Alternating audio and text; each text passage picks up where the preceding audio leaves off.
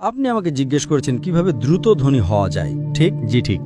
সেরা সমাধান 5 ওয়াক্ত সালাত আদায় করুন আর ফজরের আগে 2 রাকাত সুন্নাত মিস করবেন না। জানেন কেন? মানুষ যখন বিশ্বের টপ 10 জন ধনী ব্যক্তির লিস্ট করে, যুবক মানুষেরা। থামুন থামুন ভাই, আমাকে উত্তরটা দিতে দেন। আমি উত্তর দিচ্ছি, আপনি বলছেন যুবক মানুষ।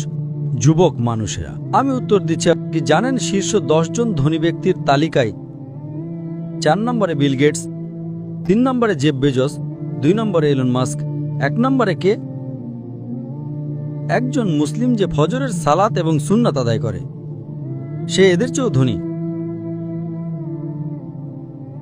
কারণ নবী সাল্লাল্লাহু আলাইহি সাল্লাম বলেছেন যে ফজরের 2 রাকাত সুন্নাত পৃথিবী এবং এর মধ্যে যা কিছু আছে তার চেয়েও বেশি মূল্যবান। মানুষ এসে বলে, আমি 4 ওয়াক্ত পড়ি, ফজর সালাত মিস করি।